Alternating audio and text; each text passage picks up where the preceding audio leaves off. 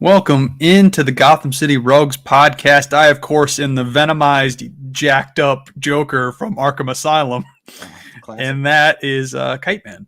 How's it going? Equal levels of stupidity, really. Really, yeah, but like the power levels, like Kite Man's immortal. But actually, we're going to talk about House of the Dragon, and it's going to be hype. We saw the season finale, Coach, and it was pretty much everything I could have hoped for. Do you feel the same? Yeah, I think if once you realize kind of what's going on, and I think I quickly realized, oh, this is actually going to set up like season 2 in a more traditional way. I was excited. I kind of thought the episode would show more because they were doing a lot of time jumpy stuff. But now that I stop and reflect, I realize season 1 was skipping around, so season 2 didn't have to. It seemed like it was all set up. The whole season was set up, which is a little frustrating, but it was set up very well. Yeah, but it was really entertaining setup, if that's the way you want to phrase it. And it did a lot of character development. It kept things rolling, got us more into this universe, which is pretty exciting. We got more spinoffs coming down the pipe, but like you said, I'm definitely excited for season 2 now. I think you're probably right. They might be taking a page out of The Witcher's book and just not time jump in season 2 at all. And it's going to be great. That's such a good point. That Witcher 1 has the whole weird back and forth time jump thing because it wants to get you to the story that the book is ultimately based off of, which is same for House of Dragons. So it's fair. That book is ultimately based off this upcoming war. And everything we saw in season 1 really is a couple chapters. It really is. But they want to get you there in a way that I'm glad they were able to because when I tried to read Fire and Blood one time, it just felt like as I just got a comment from probably Ryan Bush saying Monday Night Football stream. Sorry to disappoint, Bush. If any good players were playing in this Monday night game, then I might get with you there. All right, who are the Bears playing? I don't even remember. The Patriots. Ramondre Stevenson, man. Fantasy. Okay. Yep. All right. So we got one fantasy relevant. All right. This isn't the fantasy football podcast. Could be though. We spent too much time doing that. House of the Dragon, though, in the book, it felt like just a collection of names that didn't feel like much relevance for the good whole chapter. It didn't make any sense. I'm gonna turn these comments off. It's definitely Ryan Bush. Don't let that person lie to you. It's Ryan Bush. All right. Well, what did you read any of Fire and Blood yourself, or have you heard about what's in that one? I have read a big long summary about it. So it's a few pages that just summarize the whole book. Because you probably know more than I do then. But yeah, when you're going through it, it just feels like you're going through someone's family tree. But it's exhaustive because you got 17 dudes named Aegon, and almost all of them are dicks. It's just what's the difference between any of you? But I think the show did a good job of only taking on a few Targaryens. I mean, it feels like there were a lot there, but it's only a couple of generations, so it focuses on, I guess, 3 generations of the Targaryen name throughout the show, and I think it worked out for them in that way, and we got some pretty epic characters out of it. Yeah, I mean, we definitely talked about it all the time, that our biggest fear was that they were going to blow through the Targaryens just to catch up to Game of Thrones, but I don't think that's the case any longer. I think the show was set up to be season 1 was going to be Viserys, and then going forward, it's going to all be about Rhaenyra, Daemon, and her kids are sort of going to be the main characters, probably for a few seasons, is my guess. And what a cool cast of characters to kind of to stick around. Well, one of her kids anyway, or a few of her kids. One last kid. But I mean, Rhaenyra, Daemon, Alicent. I think Otto. Those kind of characters, I think, were really well developed. They're very cool. I think they're. Is Daemon ever gonna age? No, he looks good. He does look good. Matt Smith, shout out to that guy. He looked a little older, I thought, in this latest episode. Marginally, not enough for I was like, oh yeah, he's definitely the same age as his older brother Viserys. I don't buy it. Otto has aged even less, if we're being honest. We're gonna. Rhaenys has aged even less than Otto, so it's weird that they chose to age some characters but not others. Like Kristen Cole looked exactly the same when he was seeing 14-year-old Rhaenyra as he did 6 years later or whatever it was. Yeah, it's all right. I'm not too worried about the logistics of casting. I suppose it is what it is. Like I said, now the season 2 is coming around, I don't think it's going to be an issue anymore. Yeah, man, what a good episode. Yeah, I don't even know. Yeah, let's get into the actual episode. I mean, we won't go bar for bar, but I've got notes that I take while I'm watching it. So Can we we, kind of get. can we start with just the table? I would love to just do a full breakdown discussion on maybe the coolest prop in the history of You talking television. about the table, the Yeah. map? Oh my god, yeah, we can talk about that for a second. It's much later in the episode, but it Uh, was legendary. it deserves its own segment, I believe. Because I honestly, so Jenny asked this question all the time. There's an episode of Parks and Rec where Leslie gets her husband the Iron Throne, and he geeks out about it. And she asked me, "Well, what could I ever show up with that would just geek you out?" And I didn't have an answer until this episode. I think that is the single coolest prop ever. If that thing was Yeah, the table of my upstairs right now, and I could like dude, play and Game of Thrones on it, I was just gonna say that. Can you imagine playing Game of Thrones, the board game, which takes 24 hours to complete, it feels like just it, doesn't it? on that legendary table? Yeah, honestly, I mean, if she goes for it, I mean, I'll play on it. That's for Dude, sure. I'm just saying, someone somewhere is going to build that thing. It's going to cost like $1,000, and I might just do it if I'm dumb enough. I don't think there's anything I would ever want more than that table. I want it to be able to function at least like in some way, maybe not with real fire, but Yeah, like probably not light real it from the fire. I main don't know table. how well that's gonna work out for you, But but it looked like Westeros. It like it had the dimensions pretty good, well done. All the nerdy talk that they talked about the sea and the gullet and like the strategic importance of it, and it just reminded me of playing the board game. And I was like, dude, you're I right literally though. put that in my notes. I was like, oh, so you're gonna cut off the supply? That sounds a lot like what you would do in the Game of Thrones board game. You're trying to take Having over the seas, having the narrow sea is so important.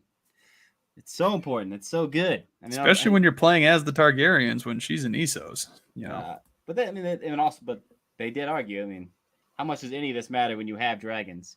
I guess we'll have to wait till season 2 to really find out. But Oh, we got some dragon action, but we'll get to that eventually. So this one kicks off with Luke.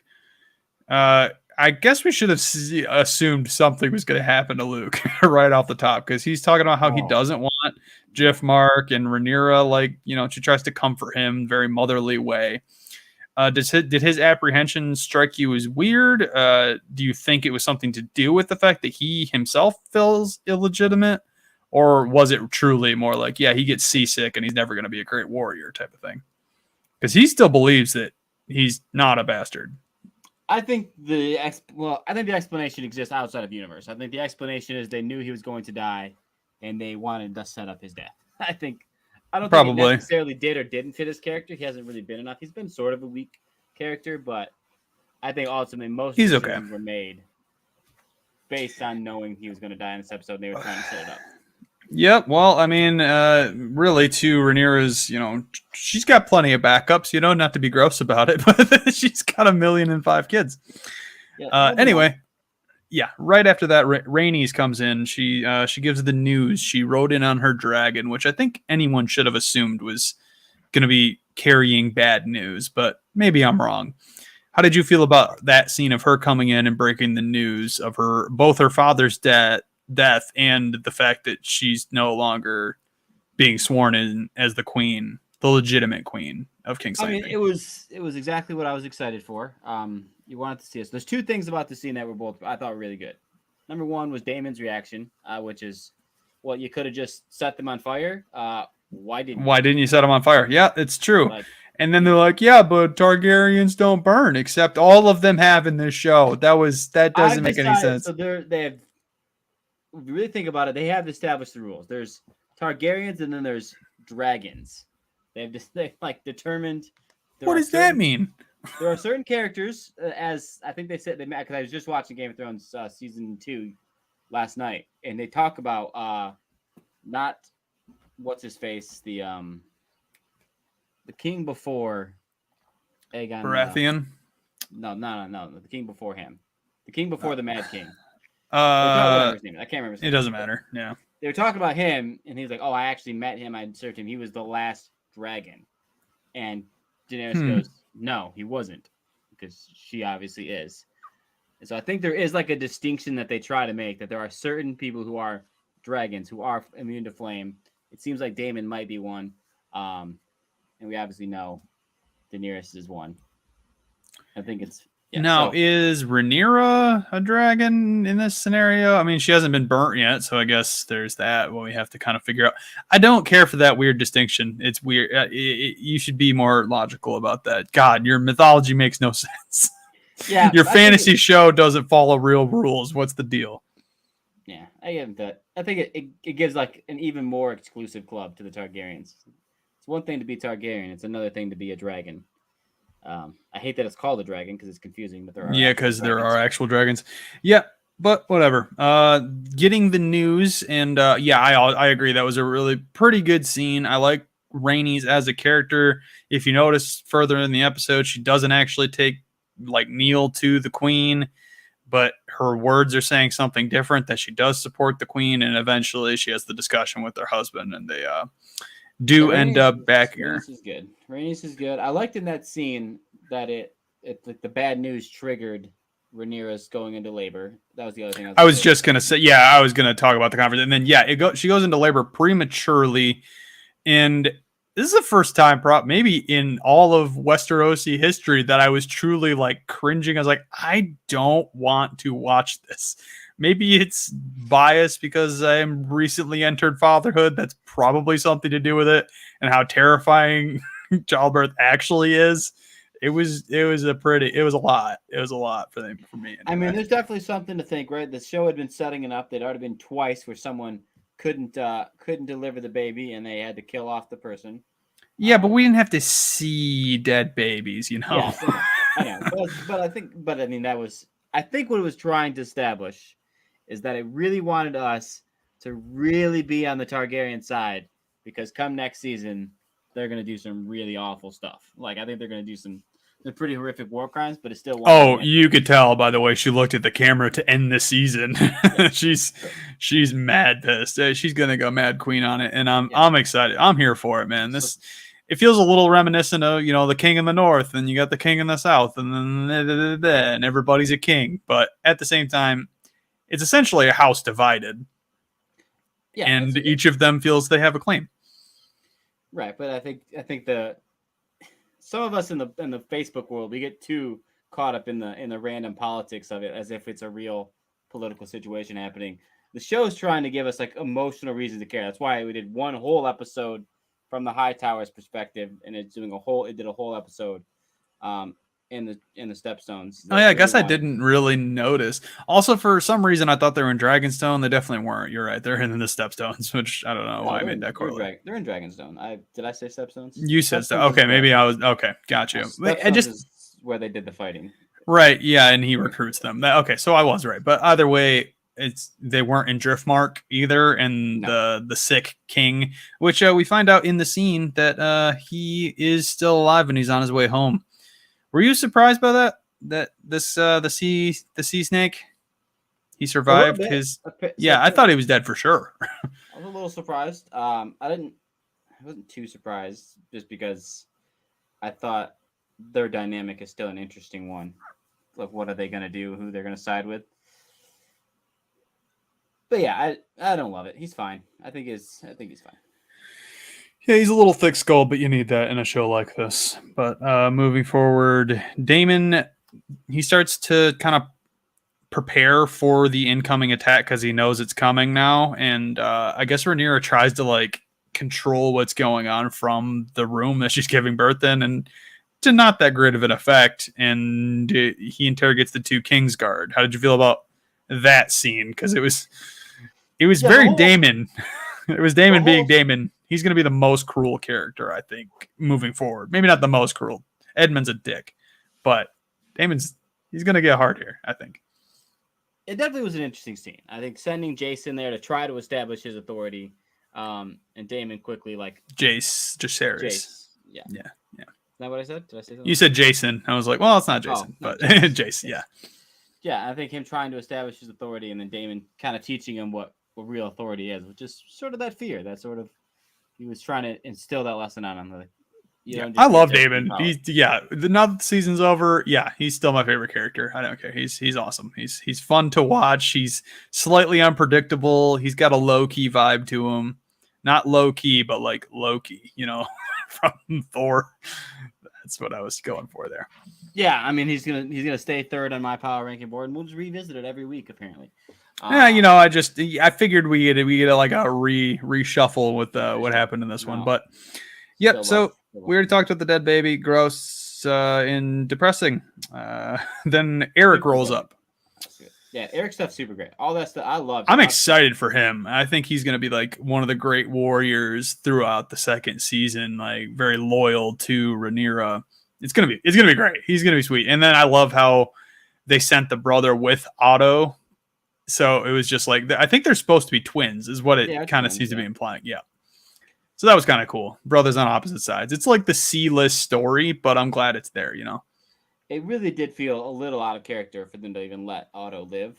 But yeah, why didn't they murk that whole thing? They had him trapped between an army and a dragon, and then what? Rhaenyra got soft with the stupid page. Like what? I guess the only thing that I can understand from a writing perspective is she didn't draw first blood, and then needed Aemon to draw first blood for this big war thing. I mean, absolutely, you do need that. That's an important distinction, and she sort of says that. And you also you need a satisfying death. I mean, it would have been cool. We'd have been excited, but like, give us another like season of just really hating Otto. Don't have to though. That's the thing that Game of Thrones established. No. Think about some of the deaths in Game of Thrones. Think about how long it took to like really get back at Littlefinger. We like really had to hate him forever. Think about like how long it was a long game. Take down Roose Bolton. Like we get Bolton for so long before he just gets the most satisfying, perfect death ever. Oh my God, Ramses, that guy was a tool. It wants to give us that. It wants us to really, really hate Otto before we finally get to see his death, which is okay. I'm okay with it. It just didn't feel in character for Daemon to. Yeah, for some reason, now that you pointed out, I was like, oh yeah, I guess they did do the whole episode because we didn't see Alicent at all. I don't believe we didn't see Lord Larry's. Yeah, didn't see any of the characters in King's Landing. It was just more of a full Dragonstone perspective, which is a fun way to do it and end the season on. Eric rolled up, bent the knee. All kneel but Rhaenys, already noted that. Then I put the dope-ass war table. Now, what did he say? How many dragons? I think he said 13-3, or is it 14? 13-3. I couldn't tell if he was... I think that was including the wild He dragons. Was counting the wild dragons, yeah. But at the same time, it's like... Yeah, Aemon's got the biggest, baddest dragon right now, and we got to see a glimpse of Daemon trying to tame, which is the dragon he's trying to tame. Is that the Black Dread, or is the Black Dread dead? Is it a relation? I mean, some of the dragon names I get really mixed up, and I don't know which one's which, but it's not the Black Dread. It is, I can't figure his name. Whatever it is, it's smaller than Vhagar. But it is I think it's like supposed to be the second largest living. It's scary looking though. That was probably the coolest looking dragon, even though it was like pretty shadowed. I don't know, dude. I was a big fan. Vhagar does look really good. The proportions are wild, man. I put a note of that. Like when they're both flying in the sky, and the big dragon is like literally 6 times the little thing size. Like 6 times. That thing was 40 times. That thing was huge. It fit that whole dragon in his mouth, and dragons are big. It wasn't even a dragon version. It's a dinosaur. It was a dinosaur. That thing, yeah. I did try to remember that, yeah. If you really think about it, that's a very young dragon that Luke is riding. Right, yeah. No, it made some sense in that regard. And they even noted within the show earlier on that the dragons were progressively getting smaller. So, like, I get it. But, like, the contrast was ridiculous. But it's good. Yeah, I think that's a good thing to think about when we think about the end of the Targaryens. Think of the difference between Vhagar, right? Which is that dragon alone is enough. There's not an army in the world that could compete with that thing. No. Whereas like Luke's dragon, like if all the Starks got together, like Luke's dragon isn't going in there and winning that fight one-on-one. Yeah, they got a shot. Yeah, that's fair. Whereas like dragons like Vhagar or the ones we see from Game of Thrones, like those dragons are army winning dragons. Like they are like take over the country without an army kind of dragons. Yeah. And the Targaryens don't have a lot of them left. I think that's the stakes of this war too. Like even if you survive, if you only survive with Jace's dragons and small ones like that, it's not quite as big a stick. Yeah, I think Jace's is confirmed to be the smallest one, I believe. I don't know that for a fact, but he's definitely one of the youngest, if not the youngest dragon, which makes a lot of sense because I think he's the youngest one that has gotten a dragon, correct? No, Luke was. Luke is younger than Jace. Oh, I'm so sorry. I had them mixed up this whole time. I meant to say Luke, the one that died. Yes. I believe his was the smallest dragon. Yeah, Okay. Yeah. which is fine. Speaking of that whole scene, that's a good setup. That's to me again. I'll just go on a little rant again for anyone who just wants to argue that the show's not good. That entire scene of Luke showing up, you see Oh, yeah. Vagar as large as the castle in the background, looking like the K. Rool villain from the Donkey Kong 64. Just all. I didn't see him. I guess I wasn't looking for him, so it showed Vagar before he went in. That's kind When of he cool. landed, you saw Vagar's like head looked up. You saw Luke look at it, and that thing was bigger than the whole castle. And you were like, "Oh, this is over, dude." And like the fact that it's storming. Okay. My opinion on Luke has changed. Why would he go inside? That's what the internet's saying. Like, dude, you gotta dip, bro. No, I did not notice I think that in somehow. his mind, he probably was like, "I'm just here to like, don't shoot the messenger," kind of rule, right? Which Damon you know who flies that dragon though, and you know that he's an asshole. Like it's established that he's the biggest asshole in this universe right now. Well, that whole scene was great. I mean, you knew that Captain Clown was not gonna Baratheon, Boris Baratheon. Yeah, and the fact that he called Luke out is you came in here empty-handed. You got nothing to offer me. You're already sworn. It's like, man, I mean, he has a point, but at the same time, you're not an oathbreaker, you know. Yeah, I think the Starks are established. I think the Starks are gonna be with Rhaenyra and them. Are we gonna get to the point where we see more of these families in their wars? We're gonna see Winterfell again. You think? Oh, I think so for sure. I think season 2 is gonna have a lot of the politics of the different families. That's why season 2 is gonna be so good. I'm so excited. We'll talk about that at the end. But yeah, the scene, the castle, like when he leaves, he like knows like we gotta get out of here, dude. We gotta go. The scariness, how big Vagar was, the visuals. They spent so much money on the show, and you could tell like when they were flying through the storm, and it was kind of wild because you saw like the shadow of the big dragon. I'm like, oh, this is not gonna be good. And then they got above the storm, and that was just a gorgeous view. It looked really cool. That's all when you knew it was all over. Like, you knew. No. You're in the clear now. Yeah, that wasn't smart. No, you're super dead now, buddy. But the way, but even like the genius of the dragons not listening is like that was so smart, smart because neither of them are like very established dragon riders. Both of them are very, very new to that, so it would make a lot of sense that they aren't as experienced. They can't control their dragons, and therefore they're going to do what they want. Viserys says it at the beginning of the season, like episode 1 or 2. He's like, it is a lie that we control these dragons, and like they set it up early, it pays off late, and you just know, and that makes sense too, right? If you're a big ass dragon, like, hey, this guy shot me with fire. I'm not just gonna fly away. Right? That was really dumb. Did that dragon really think that spraying that dinosaur in the face with fire was really going to do anything? Maybe, right? You think you have fire? This asshole's trying to like go for the rider, bro. What is he doing? I know that's gonna be the move. At some point in the next season or two, you shoot for the rider. Yeah, someone's gonna like spear a rider while he's still on his dragon. It's gonna be dope. But that whole scene's awesome. That's a great scene.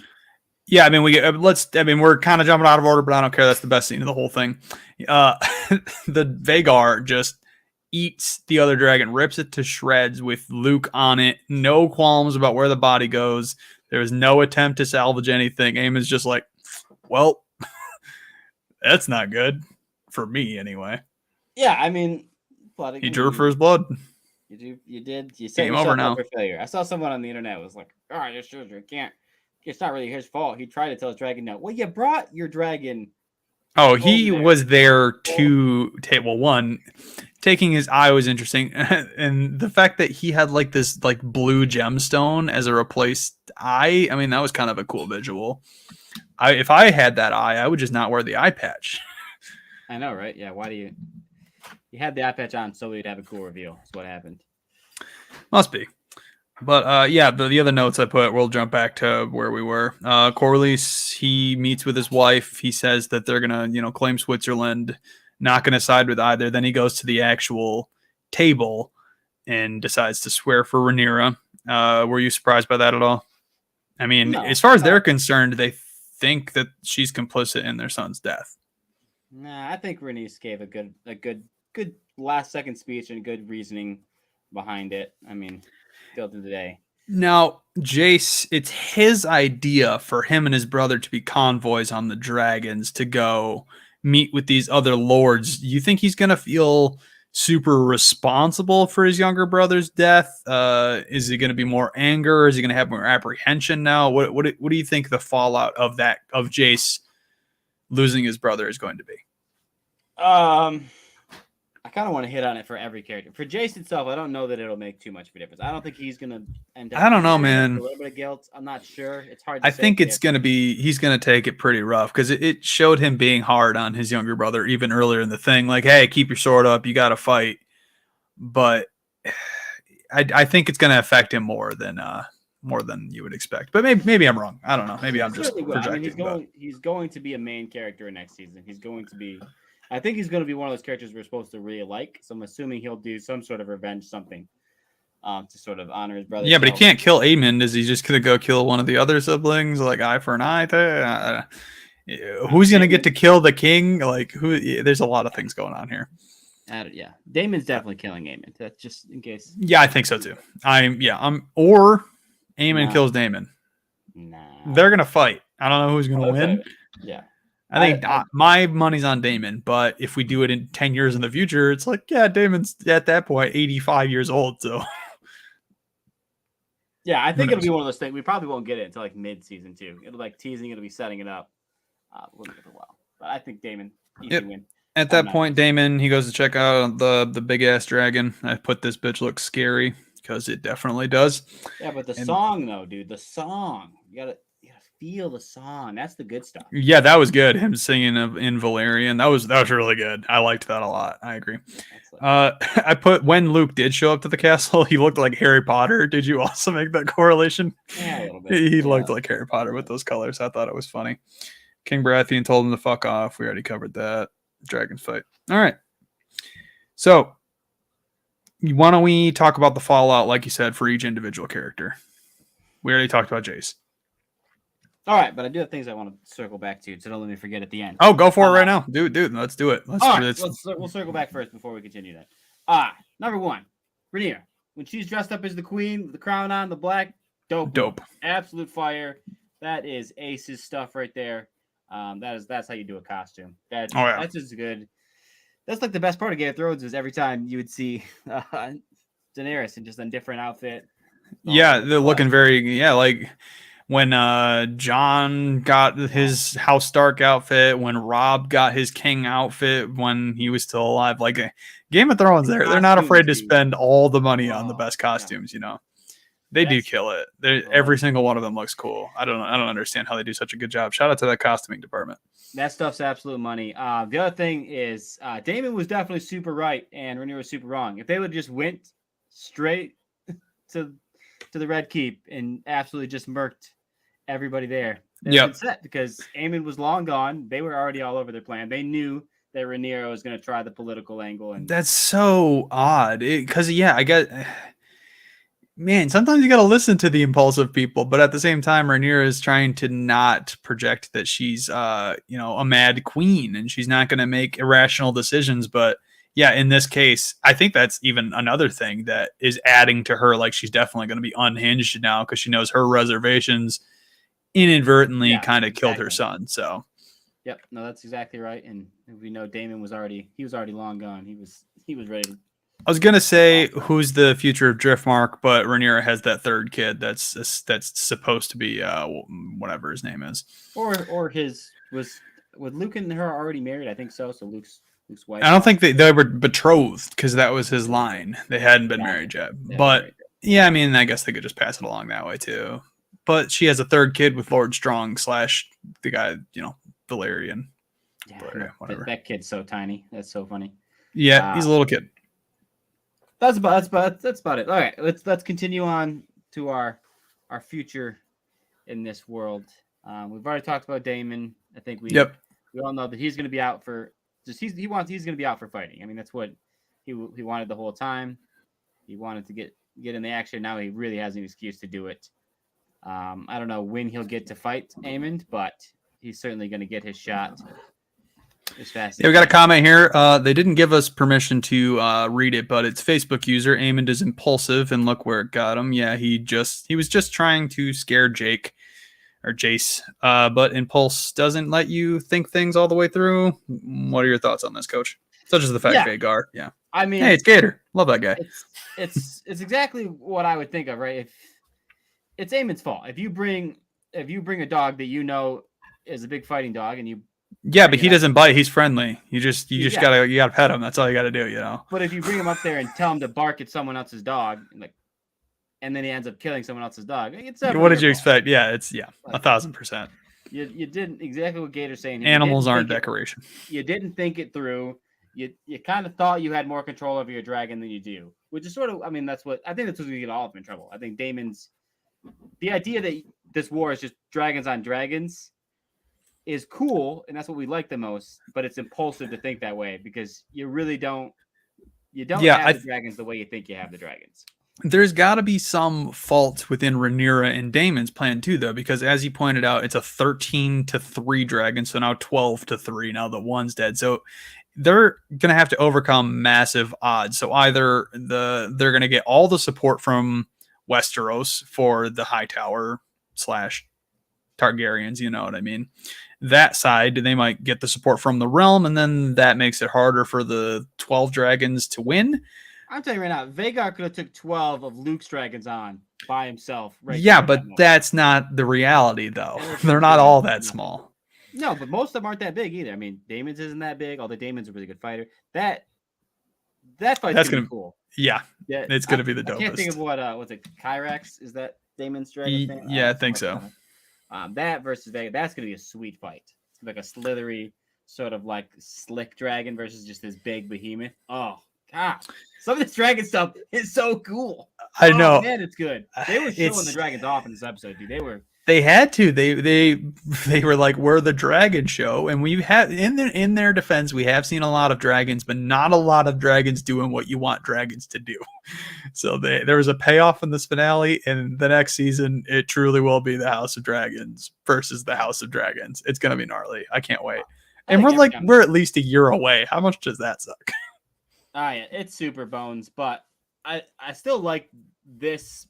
I still think I like this better than I would have liked watching Game of Thrones at this pace. Like if I would have had to do that, I think I would have just absolutely suplexed myself right into the answer. Hot question: do you think Winterfell supports the Targaryens after seeing what happened? If you know the answer for the book, yeah. So I don't actually know the answer to this one, but I feel confident in saying, regardless of what the book thinks, they're going to end up on the Targaryen side because we have to make the distinction. Rhaenyra's team, because they both are Targaryens by technical, like not even technically. The Hightower kids are her brothers. Yeah, they're the Greens, though. The Greens. Okay, I like that. Let's call them the Greens and the Targaryens. That's fine with me. I like that distinction. But yeah, I agree with you. I think Winterfell, like it even talks about it within the show, that they're known for keeping their oaths. House Stark, very honorable. Got Ned Stark killed. Spoiler alert! If you haven't watched Game of Thrones. Sure, it does happen.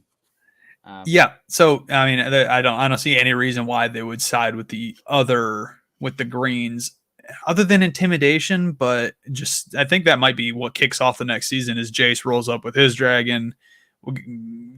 There's going to be an envoy from the Greens, and it's going to turn into some sort of fight because they both swore that they weren't going to engage in any fighting. Luke followed through with it and then got murdered. Jace, I think, is going to do the opposite, and he's going to attack just to kick off the next season. We'll see how it goes. I mean, I don't think it'll be quite the, but that would be an interesting way to start the next season with just Jace in Winterfell. Would be a cool way to do it. Because he would, I think that would be a good way to do it because he doesn't know about his brother's death yet. So I mean, you could even go the other way where he's actually going to be reserved because he told his mother he would be and then regret his decision later. There's a lot of things that can happen here. I mean, we're just speculating at this point, and that's not normally what we do on these podcasts, but I think it's the only way to handle a season finale, you know? And to answer this question, I think if you just know show running and you know TV, you know that the Starks are very popular. People like the Starks. I think the general consensus on the internet is that Rhaenyra is right. The Targaryens are right. They're going to want them to be on the same side. And so unless the book like flat out says the Starks hated Rhaenyra and they absolutely were on the Greens, I think they're going to support. They're going to be on the same side because that's what the fans want. Agree. There'll be Thank a you for little bit of tuning in. politicking. That was probably also Gator, but I don't know for sure. I appreciate I do love Gator, getting in you're on right. this live chat. Yeah. What else did you want to talk about? Because I mean, it's the end of the season, but it was legendary. It was one of the best episodes. Was it your favorite episode of the show? What'd you say? I don't know. I'd have to. There was one other one I think about really every show. liked. I'm trying to remember which one it was. There was There's a another lot one. of good stuff. True. I mean, I miss Millie. I like that that episode where she ran away when she was at the Lannister little hunt. I thought it was a really cool episode. Yeah. There's a lot of good stuff. This is a really good show. This is a really, really good show. I think the only people I'll state it plainly. If you don't like this show, it's because you're one of those turds who you care more about how things make sense than if the show is actually fun or good. I can't imagine you just objectively don't think the show is interesting. I don't see a reason. Yeah, I mean, there's some purists out there that are like, oh, this is the only way. You got to be set in the same universe. I think Marvel's a little bit to blame with that, where it's like everything has to be connected. But Lord of the Rings did the same thing with Rings of Power over on Amazon.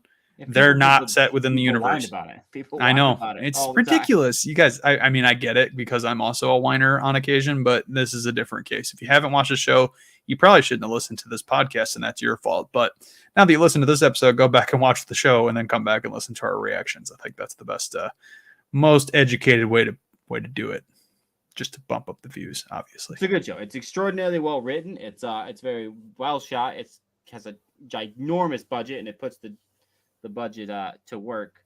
So I'm excited about what's going to keep happening.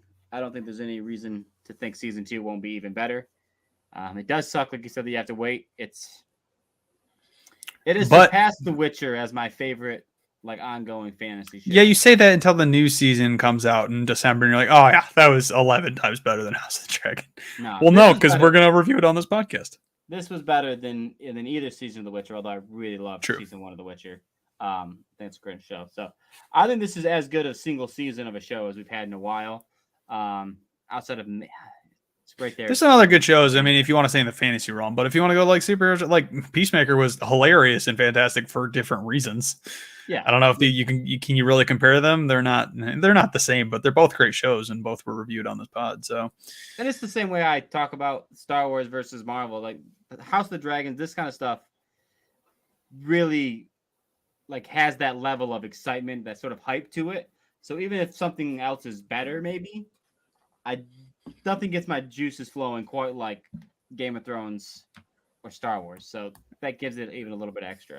Man, Gator, I don't know why you're not just on this podcast. You know what I mean? You've been on here before, but based on George R. Martin's statement about making the Game of Thrones universe as big as the Marvel universe, do you think this is realistic? For the first part of the question, absolutely not. Marvel is too big, and it's only going to get bigger. And we're actually about to do an episode right after this about Marvel, and that's one of my greatest fears. So a little spoiler for the next podcast, but that's one of my biggest fears is they're going to grow beyond their means, and they're going to end up with characters getting shows and movies that nobody cares about that aren't important. Kind of wild. Yeah. I think to answer this question, being as big as the Marvel universe is literally an unrealistic expectation. You can't do it. It's been it'll not happen again. Probably not. Yeah. That big. Can it be as big as Star Wars? Star Wars is very big. It's got 20 or so projects that have been out, 9 movies. I don't think they can do Star Wars either. I think this is on the level of. That's a realistic goal, though. I think that's something you can shoot for. You can strive for that. Yeah. I think it's gonna hit X-Men level very quickly because there was a lot of X-Men movies that were all connected, and I think Game of Thrones, you give them 2 more shows, then they're already at the same level. Do you think it needs a movie? Do you think it should have a movie? Do you think they should ever? That's a really good question. I don't think that the style of writing and plot points that this show does would translate very well to a movie. They might be able to make a really good 3-hour epic set based on one character. Maybe this is a push. I'm of the opinion that the pacing is perfect for television, and that's why they did it that way. I think every plot they've decided to follow so far, I think you're right. But I think there is. I think they haven't done yet. That's true.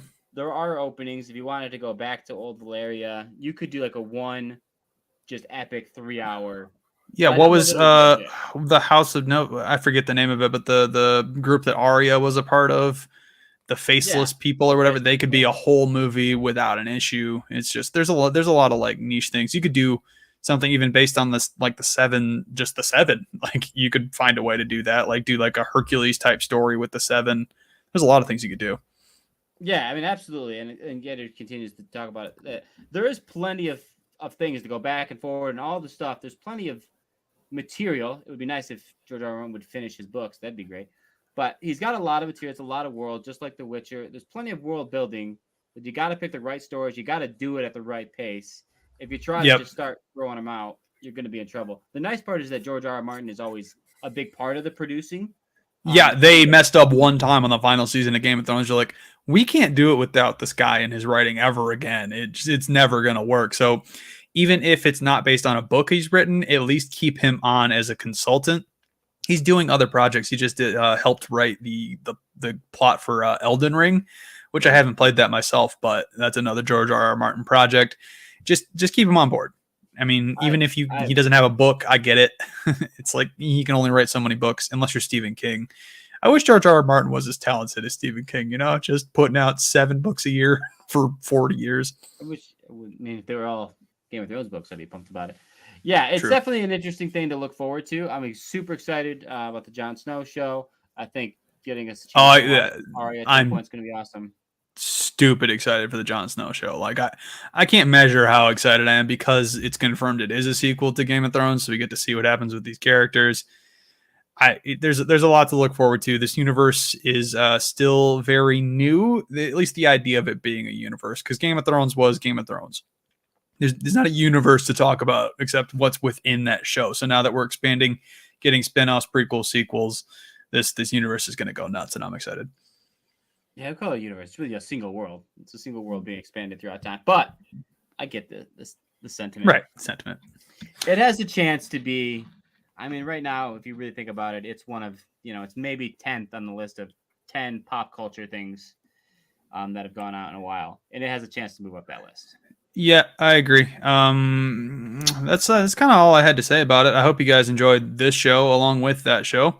We're covering Titans next. Me and Noah are going to take that on. Probably have Coach, jump on as he feels fit because you like Titans. It's Nope. good stuff. All right, yeah, I know you don't. I That's watched all right. it. Season 4 is coming out November 3rd, so we're going to do that. Got a Halloween comic book club coming at you here soon. And outside of that, thank you guys for listening. And we're going to go shoot some Marvel stuff, so follow us over there. Have a good one. You guys are the best.